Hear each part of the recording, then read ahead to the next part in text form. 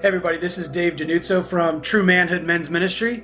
I want to share with you today a story of a modern saint. Although not canonized fully yet, this servant of God, his name was Father Vincent Capodanno, also known as the Grunt Padre to the Marines that he served. Father Capodanno and his story has been well documented. There are some fantastic videos and documentaries about his life. And I don't want to take you through all the details, but I want to talk about the specifics of how you and I can look at someone like Father Vincent and glean some things from them and what they did, and hopefully live that type of holiness in our own lives, especially in our modern world that is so in need of saints.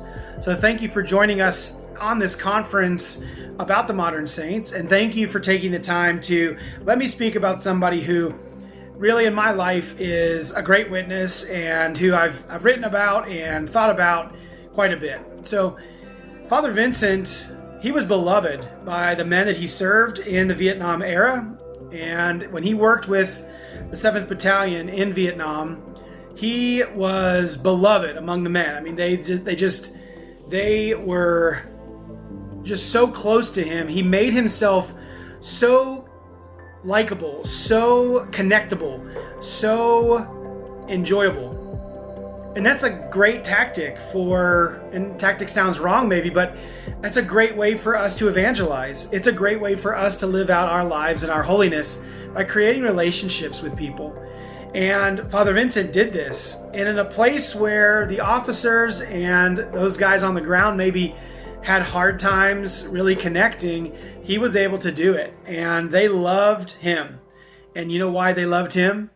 Because he loved them.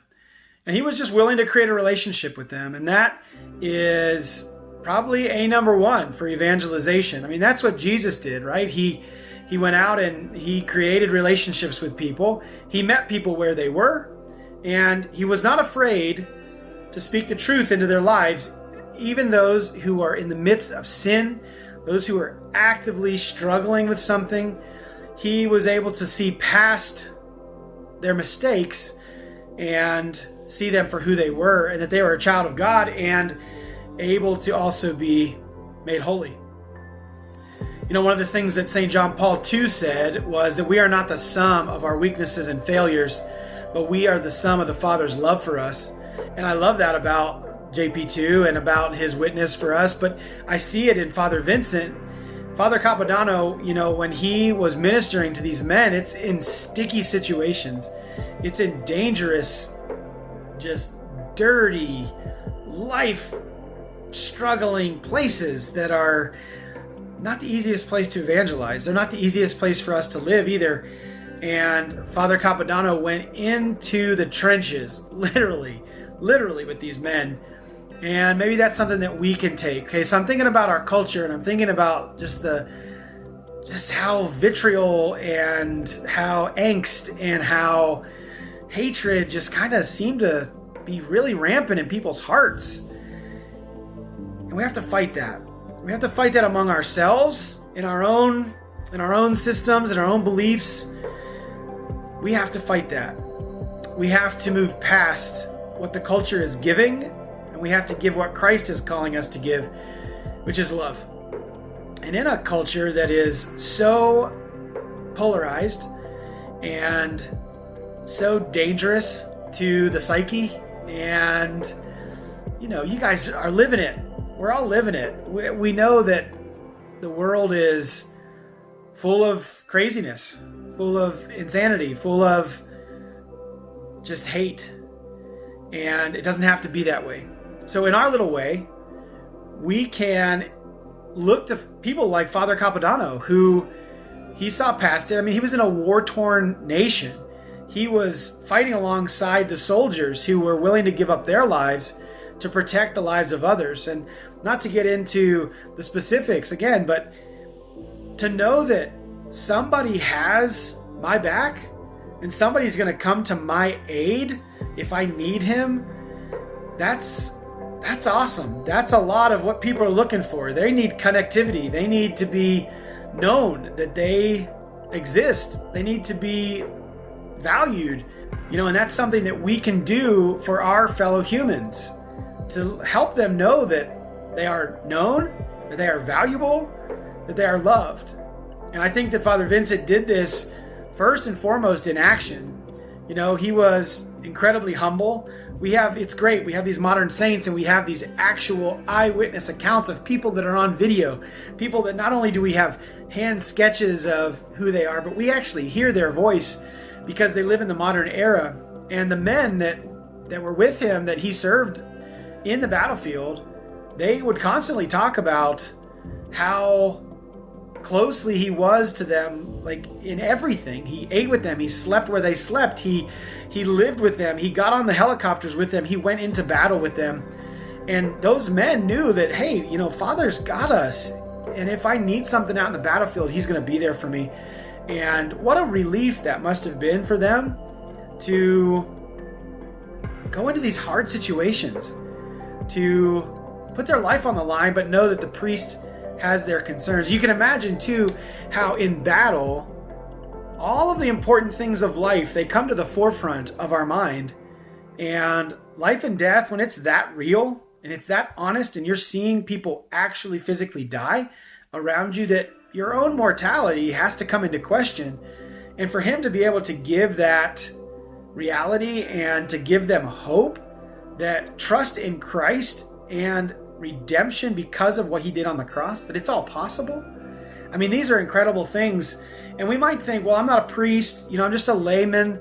I have a wife and kids and a job, and, you know, or maybe I'm a single guy, or maybe I'm a college student, or, you know, whatever. I'm not a priest. I can't give them that same hope. No, you can, and you should. You actually, by the scriptures, are called to be ready to give an account, as St. Peter tells us, to give an account of the joy that is within you. So yeah, you need to know that your salvation is in the Lord, and that you can give that witness to others around you. And I love the fact that his humility, his willingness to die to self, to not make it about him, but to say, yes, I don't have to stay in the special barracks. I don't have to get special food. I don't have to stay back in headquarters. I'm going to go where my men go. I'm going to be where my men are. I'm going to eat the same slop that they eat. I'm going to go into battle the same way that they do. That humility is what ended up saving soldiers' lives on the battlefield, and what ended up costing him his own life. And so we can take from that humility, although fantastic, it may lead to us giving our lives up and dying for Christ. And you know what? He promises us actually that we have to lose our lives if we intend to gain them. And so that can bring us some hope and some cause for happiness and joy. And I know that sounds so weird to the culture, right? That I have to lose my life in order to gain it? Yeah, you do. And God promises us that will actually help in the cause for us to experience heaven.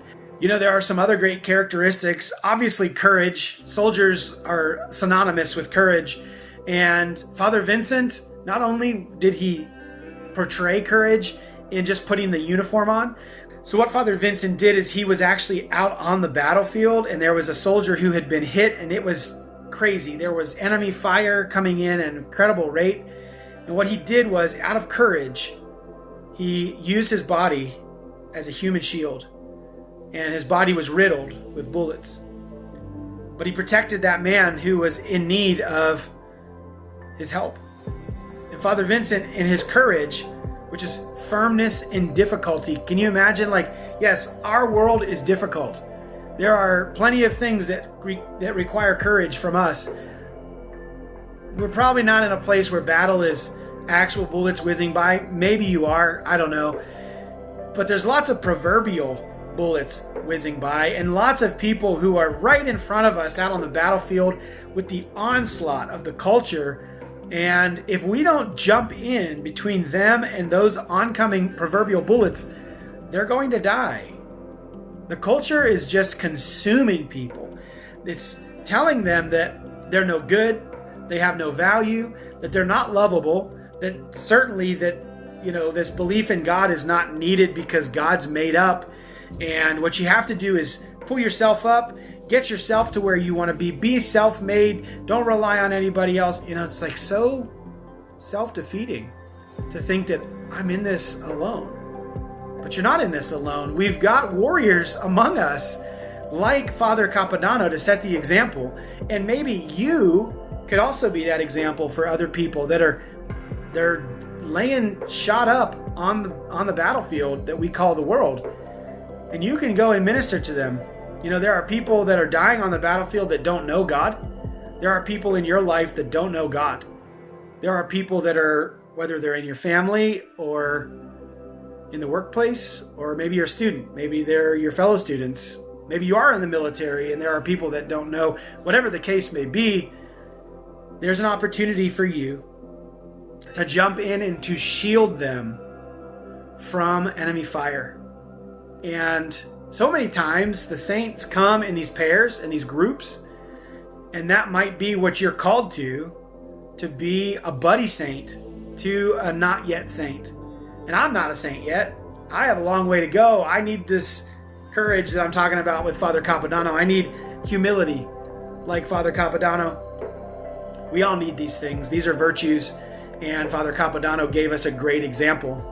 You know, I think about a lot of the other modern saints, about the things that they went through, the things that they saw. You know, I'm thinking about maybe not quite 100 years ago down in Mexico, Saint Jose Luis Sanchez del Rio. He was in a battle too with the other Cristeros and the priests that were being persecuted for their faith. And as a young boy, 14, 15 years old, he was tortured. He would not turn his back though. Father Vincent, he did turn his back, but not on God. He turned his back on the enemy to shield that downed soldier. And he gave his life up for that. And no matter who the modern saint is, they're setting the example for us, guys. They are setting the tone for how we should live. And this should not scare us. This should give us incredible hope and incredible joy. Recording this actually on the feast of Saint Faustina, and the divine mercy. Oh, it's so incredible. The divine mercy that Jesus gives to us, right? Saint Faustina had this image, this mystical vision of heaven, hell, and purgatory. But she saw the divine Jesus coming and giving his mercy from his heart, that which pours out blood and water to wash us clean and to baptize us, to cleanse us, to make us pure and holy. And the little tagline underneath those pictures, Jesus, I trust in you. You know, Father Capodanno, he trusted in Jesus. You and I, we need to trust in Jesus. Don't trust in the world. Yes, we live in modernity. We live in the modern age. We live surrounded by technology and surrounded by fast-paced and surrounded by modern ideas. That does not have to take our soul. That does not have to get us off track. That does not have to lead us astray. You know, and a lot of these things that I mentioned, just because we live in modernity doesn't mean that we're doomed.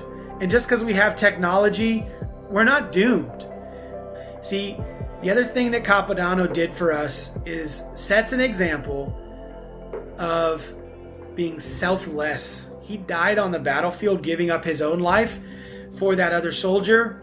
And you and I, if we're selfish, if we have selfish tendencies, which is what the world is just pumping into us, saying, be as selfish as you want, do whatever you want, it doesn't matter. No, it matters. It matters. We cannot be selfish. We have to die to selves, and that allows us to serve God and to serve those around us. You know, when they asked Jesus, hey, Jesus, what's the most important commandment? He said, to love God and to love neighbor as yourself. And that's what we're called to in this world that is so crazy. The modern world is so nuts. It's so nuts.